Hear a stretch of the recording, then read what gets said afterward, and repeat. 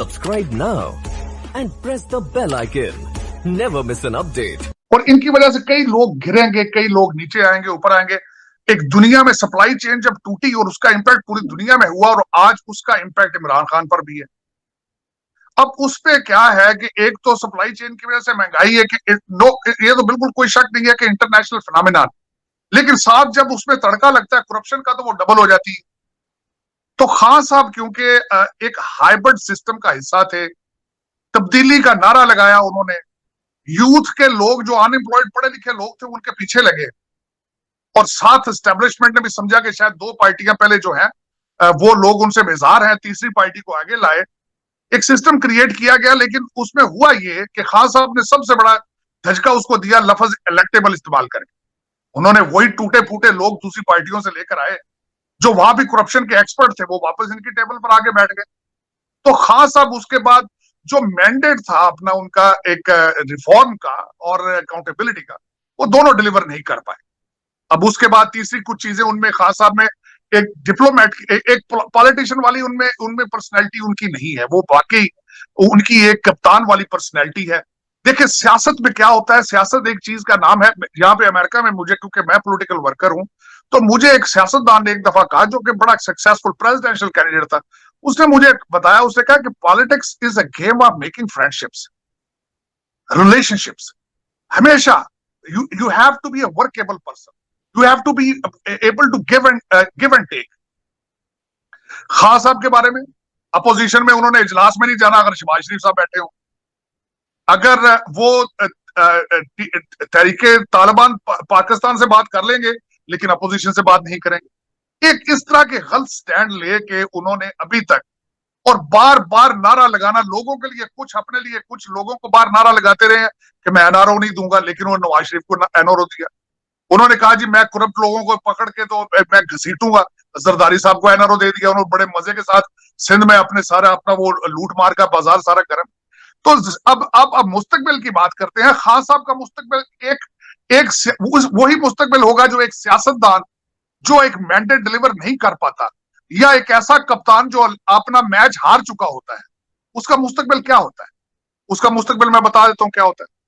ये बाहर निकल के नारे लगाएंगे खान साहब के, जी मुझे डिलीवर नहीं करने दिया गया, मैं एक मुझे लाने वाले जो थे वो मुझे उन्होंने इख्तियार नहीं दिया, ये बार नारा ये लगाएंगे। उसके बाद इनके ऊपर मुकदमे चलेंगे करप्शन के, ये उनकी सफाइयां पेश करेंगे। और सबसे बड़ा ये होगा कि इन्होंने बाहर से अपने दोस्तों को जो ओबलाइज किया था, कैबिनेट में लेकर आए थे, लंदन वाले लंदन चले जाएंगे, अमेरिका वाले अमेरिका आ जाएंगे। तो खान साहब भी लंदन और पाकिस्तान में दरमियान में रहेंगे, लेकिन ये कि वही करप्शन की स्टोरियां होंगी और वही इनके आगे से जवाब होंगे कि मेरा इख्तियार ही नहीं था, मुझे करने कुछ नहीं दिया गया, मुझे टीम अच्छी नहीं मिली, मुझे फलां अच्छा नहीं मिला, मुझे जलील किया गया। तो वो ये बिल्कुल वही एक जो पहले एक हारा हुआ कप्तान, एक ऐसा हारा हुआ सियासतदान जिसको जो अपना मैंडेट डिलीवर ना कर पा रहा हो, लोग उससे बेजार हो, ये जाया करेंगे, आधे लोग नारा मारे करेंगे इमरान इमरान, कुछ वहां पे टमाटर मारेंगे, इस तरह का मुस्तकबिल है मिला जुला। लेकिन ये कि खान साहब जो है, खान साहब बिल्कुल मैनेज नहीं कर पाए पूरे तरीके से। मैं एक रीसेंट मिसाल देना चाहूंगा, इलेक्शन हारे ये अपना केपीके में, लेकिन अपनी पूरी पार्टी की तब्दीली कर दी पूरे पाकिस्तान में। और इन्होंने एक ब्यूरोक्रेट जिसका एक माइंड सेट है, उसको अपना पंजाब का इंचार्ज बना दिया पीटीआई का। मेरा मसला इनकी परफॉर्मेंस देखे चले, जिस तरीके से पहले हमारे इन्होंने चीफ मिनिस्टर पिक किए, जिस तरह आजाद कश्मीर का सदर पिक किया, इसी तरीके से अब इसको पीटीआई को भी दोबारा मैनेज करने की कोशिश कर रहे हैं। लेकिन अब इनके बस की बात नहीं है, क्योंकि अब ज़बानें ज़दे आम पर इस वक्त स्टोरियां हैं, करप्शन की है, मिसमैनेजमेंट की है, और बुरी गवर्नेंस की है इस वक्त। क्योंकि और इन हालात में जो मैंने आपको बताया, इन हालात में जब ब्यूरोक्रेसी को पता चल जाता है हमारा चेक एंड बैलेंस करने वाला कोई नहीं है, तो वो फिर हर थाने में जर्दे की देगे पकती है। तो इस वक्त थाने वाले भी लूटमार, ब्यूरोक्रेट भी लूटमार। इस वक्त यहाँ पर वॉशिंगटन डीसी तक खबरें आ रही हैं कि अपॉइंटमेंटें कितने कितने करोड़ की हो रही हैं, जिले किस तरह बिक रहे हैं, ये डीसी तक खबरें मौजूद हैं। वो कहते हैं जाने ना जाने, इस्लामाबाद ही ना जाने, पाकिस्तान तो सारा जाने। तो वो बिल्कुल सही कह रहे हैं, जाने ना जाने, इस्लामाबाद ही ना जाने। तो तारड़ साहब, ये जो पिक्चर है, जारी बात है आप समझ रहे हैं कि एक डिफीटेड माइंडसेट एंड एक डिफीटेड प्राइम मिनिस्टर होंगे ये। तो सर ये बताएंगे कि आप इसका मतलब यह है कि फिर ये क्या एस्टैब्लिशमेंट को कहेंगे, बुरा भला कहेंगे, या अपोजिशन जमातों को बुरा भला कहेंगे कि इन्होंने कर्जे बड़े ले लिए तो मैं डिलीवर नहीं कर सका?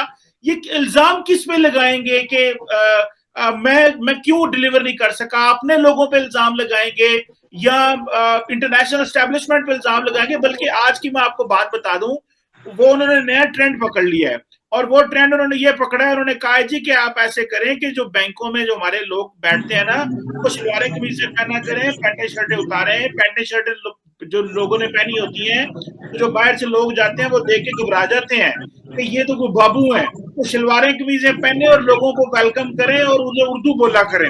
तो अब ये वो जो तालिबान थे ना तारड़ साहब, तालिबान का ये था कि उन्होंने एक काउंटर कल्चर मूवमेंट शुरू की अमेरिका के खिलाफ। ये बेसिकली अब कल्चर को प्रमोट कर रहे हैं ताकि लोगों की मैं अटेंशन डिवर्ट करूं बैड गवर्नेंस से, इन चीजों से हटाऊं मैं, और मैं कहूं नहीं देखो शलवार कमीज ना पाओ, या नहीं पिशावरी चप्पल पाओ, या इस्लामोफोबिया की बात करो, तो दुनिया मेरी इकोनॉमी और बैड गवर्नेंस भूल जाए। तो ये इस तरह की सिचुएशन आप देख रहे हैं क्या? ये आपको मैं साथ ये चीमा साहब याद कराना चाहूंगा कि खान साहब ने सबसे पहले आके भैंसे बेची थी चीफ मिनिस्टर अपने प्राइम मिनिस्टर हाउस की, और दुनिया को मशवरा दिया था मुर्गियां और भैंसे पाले, कटे पालो। उसके बाद इन्होंने मशवरा दिया भांग को आए वहां पे, शायद इसकी वजह से हम अमीर हो जाएंगे। तो ये एक मेरा एक मजाक बन चुका है इस वक्त। तो फिर अब वो शलवारों के बीजों से जियाउल हक ने क्या क्या किया था। मुझे पाकिस्तान के, हाँ अगर मैं पाकिस्तान के मुस्तकबिल के बारे में बात करूं उसमें तशवीश जरूर है।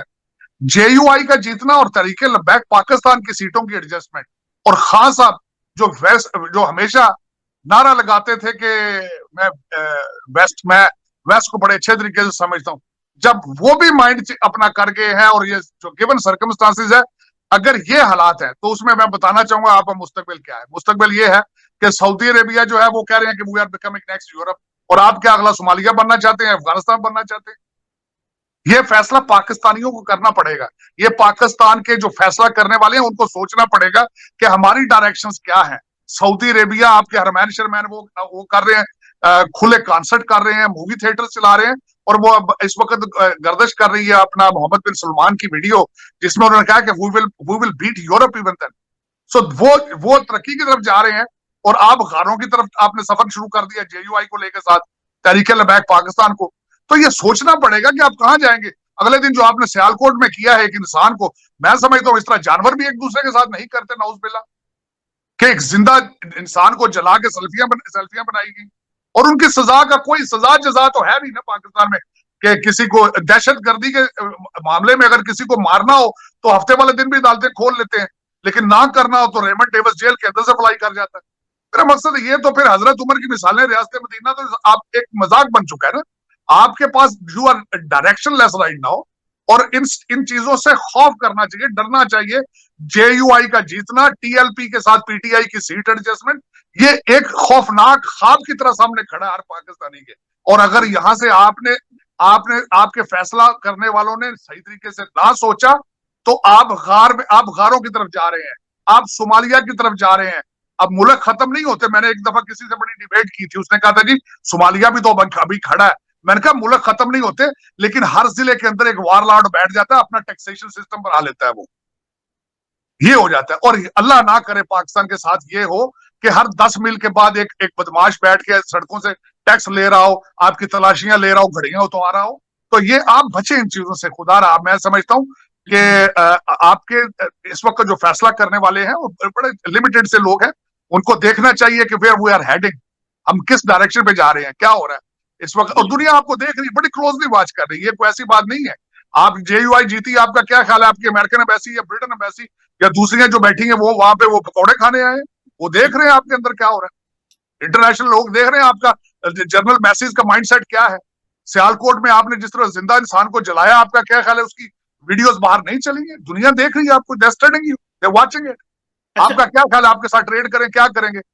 आप किधर जाएंगे ट्रेड के बगैर? आप आइसोलेशन में जाके आप किधर जाएंगे? आपने ओआईसी का इजलास बुलाया, उसका एंड रिजल्ट क्या निकला है? बताया ना कितने डॉलर आपने लिए।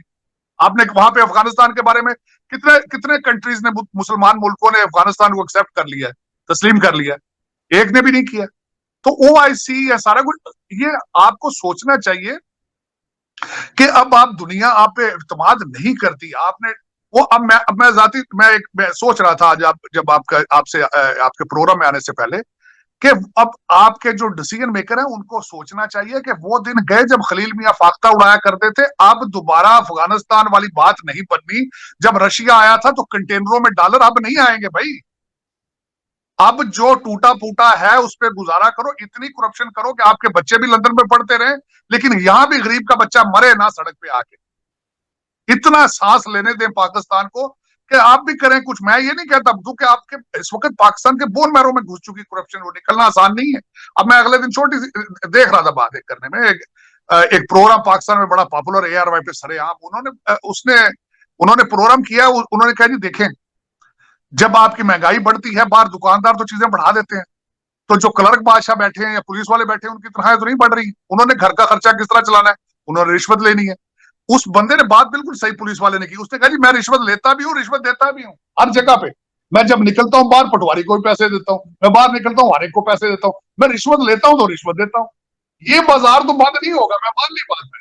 मैं बिल्कुल रिक्वेस्ट नहीं कर रहा हूँ आपकी एस्टेब्लिशमेंट से कि यार तुसी लंदन में आप डाके ना मारो, तो ना, वो तो रुकेगा नहीं, लेकिन यार कुछ कम कर लो। जिस तरीके से आपके पास कंटेनरों में पैसे आते थे अमेरिका से 1979 में 80s में, वो अब नहीं आने वाले, क्योंकि आपने इतना पैसा बनाया है, इतना पैसा बनाया कि झूठ, जितना झूठ बोले वो कम है। आपने इतने इतने बड़े प्लाजे, मैं प्लाजे एक दफा दुबई गया, मुझे एक मेरा दोस्त था दुबई में, वो मुझे स्पेशल लेके गया, उसने वो बिल्डिंगें दिखाई हैं जो आपके पाकिस्तानी सियासतदानों की, मुझे फ्लोर गिनती में नहीं आ रहे थे उनके इतने इतने बड़े फ्लोर।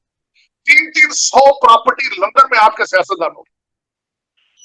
आप क्या ख्याल, आप वो रुपयों से बनी? इम्पॉसिबल।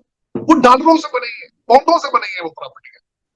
तो वो अब वो दोबारा दौर नहीं आएगा खुदारा। अब रिश्वत का रेट थोड़ा कम कर लो, अपने करप्शन थोड़ी सी कम कर लो, वरना पाकिस्तान सर्वाइव नहीं कर पाएगा। क्योंकि उसकी वजह यह है आपके क्राइसिस इस वक्त आपके सिक्योरिटी का आपका थ्रेट बन चुके हैं। आपके पास तनख्वाह देने के लिए पैसे नहीं है, बल्कि आपके मखसूस अदारे को तनख्वाह देने के लिए पैसे नहीं है। तो खुदारा कुछ सोचे। मेरा मकसद है कि आप करें जो करना, लेकिन थोड़ा सा सांस लेने दें, मुल्क सर्वाइव तो करे, इस दौर से तो निकले आप। बिल्कुल तार साहब बिल्कुल सही कह रहे हैं। और वो आपने बात की है ना पुलिस वाली, वो पुलिस वाले ने कहा मैं पैसे लेता भी देता भी, वो इसी तरह होता है। वो जो थाने में मुहर्रर होता है वो पुलिस वालों से पैसे ले रहा होता है कि मेरी इधर ड्यूटी लगा दो, और दूसरी और बाहर जो जाते हैं वो बाहर से पैसे लेके आते हैं। बट एनी हो सर, एक इंपॉर्टेंट सवाल करना है। आपके भी बच्चे हैं जो जवान हैं, आपके बच्चे नौकरियों की तलाश में होंगे या कारोबार की तरह।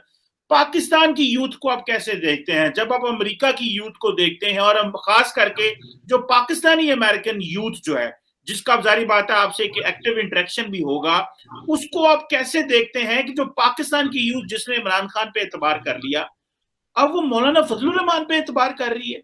नहीं, उनको ये जरा बताइएगा कि यूथ की क्या एक्सपेक्टेशन हो सकती है, या यूथ के साथ क्या हो सकता है आइंदा? जी मतलब सूबा सरहद में केपे में लोगों ने JUI को वोट नहीं दिया, उन्होंने एक PTI के मुखालिफ ग्रुप को वोट दिया। उनके पास और कुछ चॉइस होता शायद उसको दे देते, लेकिन PTI को सबसे ज्यादा तनकीद का निशाना JUI ने बनाया सूबा सरहद। और दूसरा, सूबा सरहद के लोगों का थोड़ा सा रिलीजियस माइंडेड उनकी लाइफस्टाइल है, इसलिए शायद वो, आपको पता है कि जो फजलुर रहमान, मौलाना फजलुर रहमान साहब है, उनकी पार्टी उधर ही सिर्फ सर्वाइव करती है, दूसरे सूबों में तो उनकी नुमाइंदगी कोई, वहां या बलोचिस्तान में, दूसरे सूबों में जो थोड़े ओपन माइंडेड हमारे सूबे, वहां पे तो उनकी प्रेजेंस ही नहीं। अब उस पे उनका आना, मैं समझता हूँ अभी तक मैं उसको ये नहीं कहूंगा कि this is end of everything. अभी पंजाब मौजूद है, लेकिन पंजाब में भी रगड़ा खाएगी PTI बड़े बुरे तरीके से, क्योंकि मिसमैनेजमेंट है, बैड गवर्नेंस। यूथ के बारे में मेरा सोच रहा था, यूथ के इस्लाम में कहते हैं मायूसी गुनाह है। मैं यूथ को ये नहीं कहूंगा मायूस हो जाए आप, लेकिन आपने तब्दीली के लिए आए, तब्दीली के ख्वाब देखे, मैंने भी देखे, इसमें कोई शक नहीं है, ये कोई गुनाह नहीं है। लेकिन आपने अब तब्दीली पाकिस्तान की खुद लानी है। आपको तब्दीली कोई आपका लीडर नहीं दे सकता। और वो तब्दीली किस तरह आ सकती है? आपने मेरे बच्चों के बारे में बात की, मैं हमेशा अपने बच्चों के साथ बैठ के बात करता हूँ कि फ्यूचर है स्टेम सब्जेक्ट्स का। अब आपने अगर एमए हिस्ट्री करना है, एमए इंग्लिश करना है, आपका कोई फ्यूचर नहीं है। इस वक्त आईटी का फ्यूचर है, इंफॉर्मेशन टेक्नोलॉजी का। मेरी बच्चों से हम्बल रिक्वेस्ट है कि अमेज़न को देखें, वहां पे ट्रेडिंग किस तरह हो रही है, आईटी के कोर्सेज लें आप, और अपना मुस्तकबिल खुद चुने, अपने मुस्तकबिल के फैसले खुद करें। ये जो करप्ट लोग हैं, ये 2 नंबर लोग जितने हैं, जो आपके 5-5 करोड़ की आपके लैंड क्रूजर पे V8 पे आते हैं, 10-10 क्लाशनकोव वाले, इनसे जान खुद छुड़ाएं। अगर देखें इंडिया में भी करप्शन इसी तरह है, इसमें कोई शक नहीं है, वहां भी सियासतदान खा रहे हैं, लूट पा रहे हैं, लेकिन वहां पे देखें पढ़े लिखे बच्चों ने अपने आईटी को, अब खुद तालीम को, अपना अपना सर्वाइवल खुद ढूंढा है। तो आप एक ऐसे डेड एंड पे पहुंच चुके हैं, यहां से आगे सिर्फ आपको स्टेम सब्जेक्ट ही बचा सकते हैं, वरना ये या ना एस्टेब्लिशमेंट बचा सकती है आप, और ना सियासतदान बचा सकते हैं, और ना कोई भी ख्वाब दिखाने वाला। और जो आपको ये जिन्होंने 72 फिरकों में आपको डिवाइड कर रखा है, वो तो बिल्कुल नहीं आपको बचा सकते।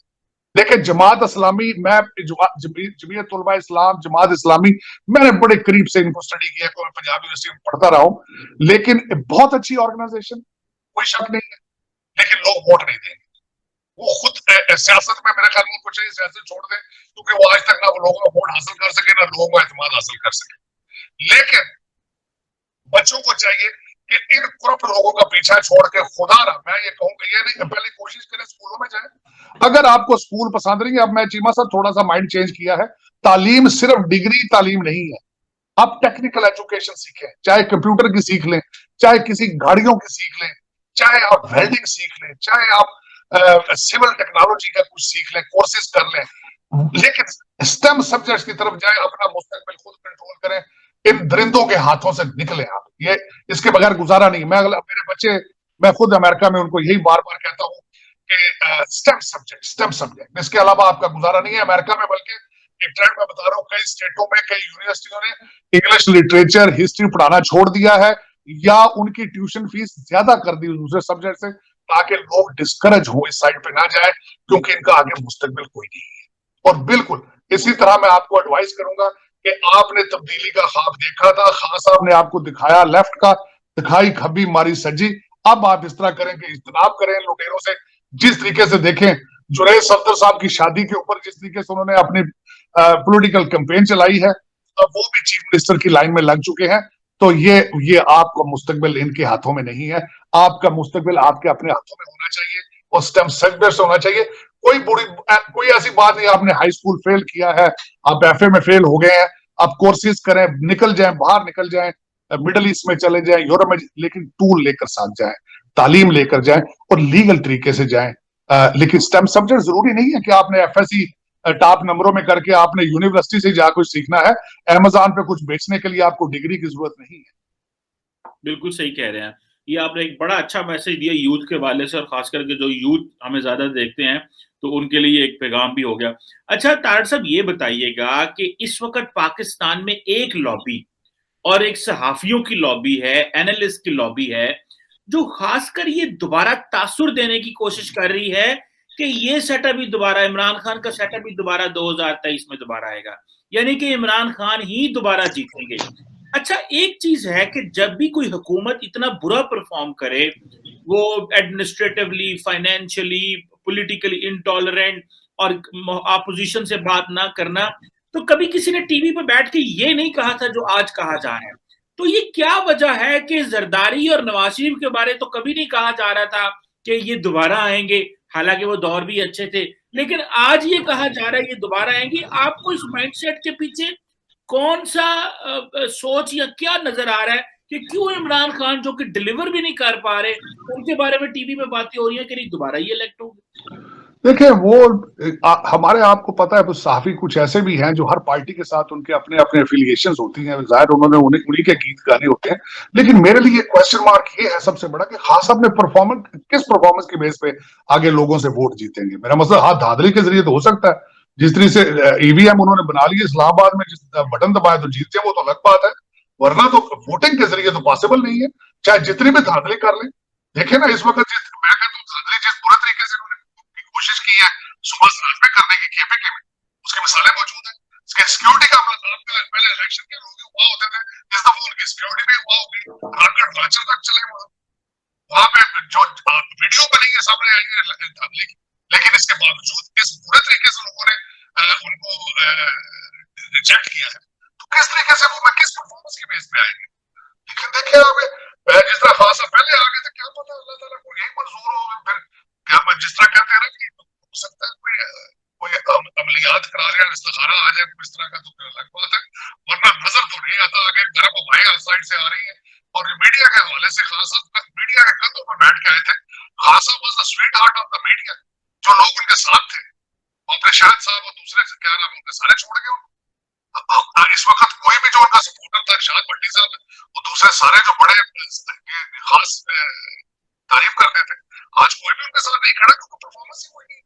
वो किस बेस पे आएंगे। हाँ, मीडिया में जो मीडिया के बारे में बात करूंगा, जिस तरह से मीडिया अथॉरिटी बनाने की कोशिश की, जिस तरीके से उन्होंने मीडिया को पीनलाइज करने की कोशिश की, उसके रिएक्शन में क्या हुआ कि सोशल मीडिया ज्यादा तरक्की कर गया।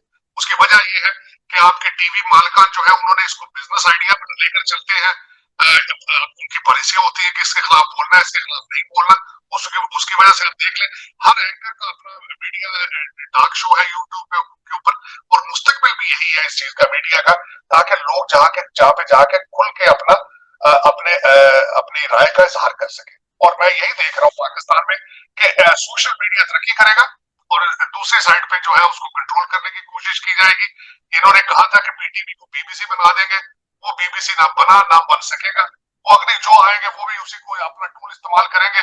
मिनिस्टरों की सिर्फ वीडियो चलेगी उनके ऊपर, और सब अच्छे की रिपोर्ट आएगी। पीटीवी को आजकल तो देखता कोई पीटीवी को जाता ही कोई, क्योंकि लोगों को पता है वहां पे सिर्फ अमितराना बज रहा और कुछ भी नहीं चल रहा वहां पे। बिल्कुल सही है सर। बस ये आखिरी सवाल आपसे करूंगा सर, ये बताइएगा कि इमरान खान साहब के टेन्योर में आप कुछ देखते हैं कि इस 1.5 साल में आइंदा तो पाक भारत ताल्लुकात भी बेहतर होंगे, ये या कोई बर्फ पिघलेगी? क्योंकि इस वक्त जो सबसे बड़ा इमरान खान साहब के लिए चैलेंज ये है कि ईरान से ताल्लुकात खराब हैं, मानते हम नहीं हैं, अफगानिस्तान में हुकूमत ही नहीं है, हम उनकी एडवोकेसी कर रहे हैं, इंडिया के साथ जीरो कोऑपरेशन है, कुछ भी नहीं है, चीन लहदा सी पैक पे नाराज हुआ है। तो आप ये फॉरेन पॉलिसी फ्रंट पे इमरान खान साहब, उधर से बाइडेन साहब की अभी तक कॉल कोई नहीं आई, बल्कि वो, मैं आपको मजे की बात बताऊं, ये जो यूएस एम्बेसडर सेनेट में आए, उन्होंने अगले दिन अपनी वो पब्लिक हियरिंग हुई है, उसमें सवाल किया है एक सेनेटर ने, वो सेनेटर कराची में पैदा हुए थे, और उन्होंने सवाल किया, उन्होंने कहा, बल्कि आपके मैरीलैंड के सेनेटर, हाँ, वो मुझे अगले दिन किसी ने बताया, उन्होंने कहा जी वो मैरीलैंड के सेनेटर, उन्होंने सवाल किया है कि पाइन ए दसो, जब आप एम्बेसडर जाओगे पाकिस्तान तो will you arrange a call between Biden and Imran Khan? तो ये बताएं कि ये तो इतना इंपॉर्टेंट बन गया कि अब तो यूएस एम्बेसडर की जो नॉमिनेशन हुई उसके कांग्रेस जो है अप्रूवल देते ये सवाल कर रही है। तो फॉरेन पॉलिसी फ्रंट पे इमरान खान साहब को आप किधर देख रहे हैं?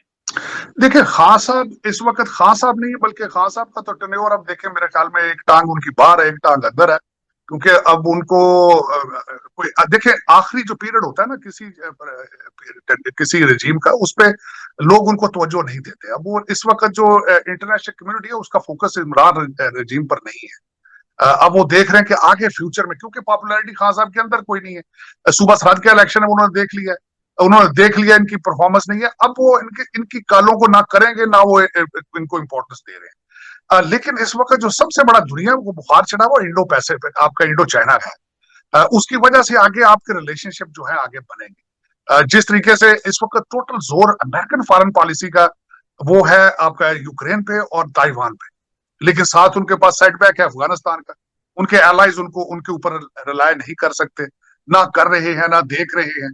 इन्होंने जो ये मसल फ्लेक्स किया डेमोक्रेटिक समिट करने का, उसमें भी उनके जो एलाइज हैं उनके साथ खड़े हैं, लेकिन वो देख चाइना की तरफ रहे हैं।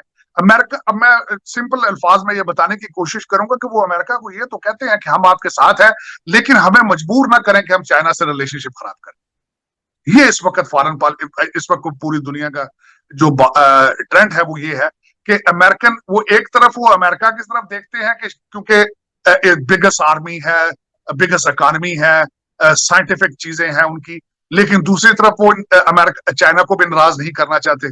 और दूसरा, इस वक्त जो बाइडेन एडमिनिस्ट्रेशन है वो टोटल इस थर्ड टर्म ऑफ ओबामा, और वहां पे सारे शॉट्स जो है वो coming from Obama administration, from Obama, क्योंकि उनके इस वक्त जितने कैबिनेट है वो सारी ओबामा के एडवाइजर थे वो। तो उनकी फॉरेन पॉलिसी जो है प्रेडिक्टेबल है। इस वक्त अमेरिका की फॉरेन पॉलिसी को Tony Blinken is so predictable for China and Russia. तो इस वक्त चाइना और रशिया दोनों के पास 3-3 साल मौजूद है।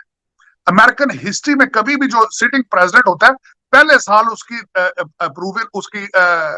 अप्रूवल रेटिंग 30% नहीं होती। इस वक्त बाइडेन साहब is the weakest president of the country. तो आपका क्या ख्याल है, चाइना और रशिया इसको वॉच नहीं कर रहा? वो वॉच कर रहे हैं और वो प्रेडिक्टेबल है कि किसी कॉन्फ्लिक्ट में आगे नहीं आ सकते। चाइना भी मर्जी करेगा, रशिया भी अपनी मर्जी करेगा। अब पाकिस्तान जो है उसका अलमिया क्या है? पाकिस्तान का अलमिया सिर्फ इस वक्त डॉलर है। पाकिस्तान का सिर्फ अलमिया इस वक्त आपकी इकानमी है। वो ना इंडिया उनके रडार पर है, ना कश्मीर उनके रडार पर है। अब अफगानिस्तान के गुब्बारे से भी हवा निकल चुकी है ओआईसी के बाद।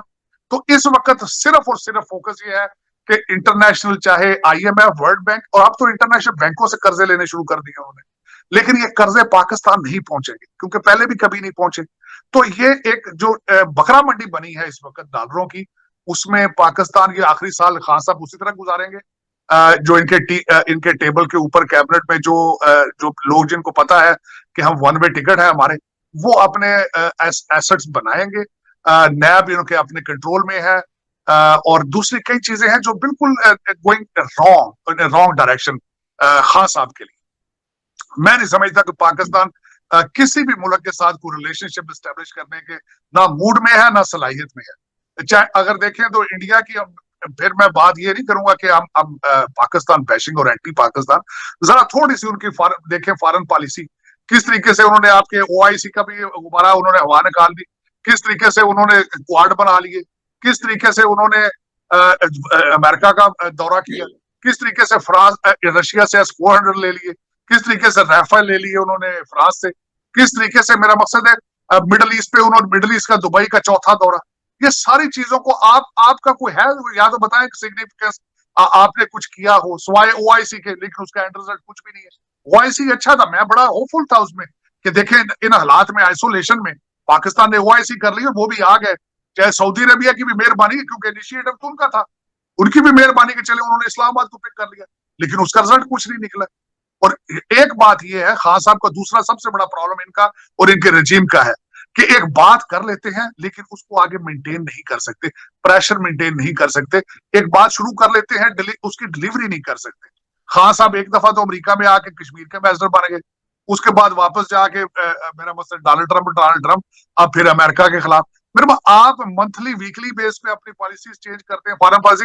दुनिया को आपने लैक्सोप्रो पे और इस तरह की बीमारियों पे लगा दिया है, पूरा सारा दुनिया बीमार है, उनको नहीं पता कि आप किधर जा रहे हैं, क्योंकि आपकी वाकई अगर सोचा जाएगा, मेरी ख्वाहिश है कि मुझे को बंदा बताए कि हम किस कैंप में हैं। पाकिस्तान आप चाइना के साथ हैं तो आपका सी पैक बंद है, आप अमेरिका के साथ है, आप समिट में नहीं आए, लेकिन आप हैं किधर? मेरी मैं चीमा साहब खुद परेशान हूँ वॉशिंगटन डीसी में कि आपकी डायरेक्शन किस साइड पे जा रही है। आप कहीं जाना भी चाहते हैं कि नहीं चाहते ये भी नहीं पता। मैं कहता हूँ रशिया ही चले जाओ यार, कुछ तो करो यार, कुछ तो लेकिन ये कि आपका आपके लिए दुआएं खैर ही है।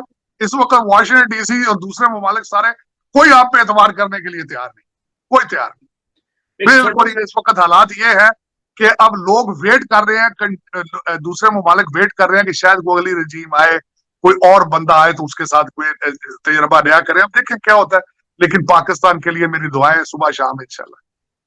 बिल्कुल, एक छोटा सा पॉइंट यहाँ शेयर कर दूंगा कि अगले दिन वो पुतिन साहब ने कहा जी कि नबी पाक सल्लल्लाहु अलैहि वसल्लम की शान में कोई गुस्ताखी करेगा तो ये फ्रीडम ऑफ स्पीच नहीं है। बहुत ही खूबसूरत बात की और बड़े उन्होंने दिल जीते मुसलमानों के पूरी दुनिया में, हम सबको बड़ा अच्छा लगा ये बात। लेकिन इसके अंदर एक कैच भी था, और वो ये कैच था कि तारड़ साहब किसी मुस्लिम लीडर ने पुतिन की स्पीच की जो है वो तारीफ नहीं की पाकिस्तान से।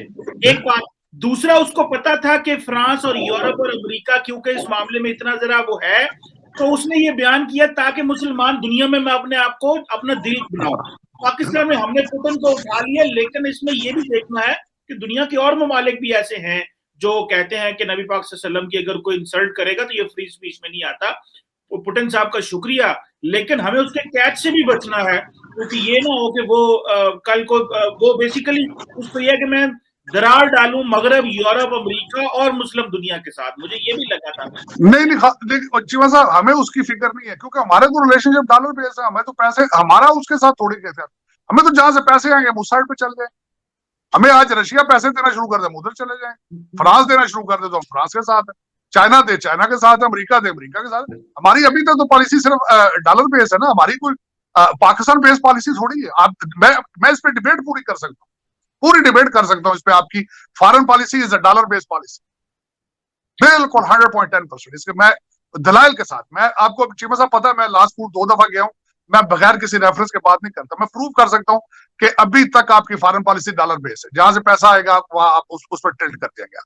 आपके कोई कौमी मुफाद नहीं है, आपकी कोई आइडियोलॉजी नहीं है, उसके पीछे कुछ नहीं है आपका। सिर्फ आप जो आपको पैसे देगा आप उसके साथ। मैं आपको एक ना छोटा सा चुटकुला सुना दूं। कुछ सीनियर लोग बैठे हुए थे पाकिस्तान के, बाहर के ममालिक के भी लोग थे। तो सवाल ये उठा कि पाकिस्तान की क्या पॉलिसी है ना अमेरिका के वाले से, और बड़े हाई लेवल का एक जगह थी जहां मैं बैठा हुआ था, बड़े सफारतकार सारे थे। उन्होंने कहा जी क्या पॉलिसी है? उन्होंने कहा पिछले 70-75 साल से एक ही पॉलिसी है। उन्होंने कहा जी क्या? उन्होंने कहा जी फॉलो द मनी। 100%। तभी तो मैं हमेशा, अब मेरी दुआ में दुआ शामिल है कि या मेरे मालिक पाकिस्तान को पाकिस्तानी लीडर दे जो लंदन बेस ना हो। उन्होंने कहा जी फॉलो द मनी। आज उन्होंने कहा जी 75 साल पहले भी थी, 40 साल पहले, और आज भी वही है, फॉलो द मनी। जहां से मनी आ रही है उसको फॉलो। चले सर, वेरी मच तार साहब for your time and sir for helping us to understand things. बहुत शुक्रिया। पाकिस्तान जिंदाबाद। Thank you.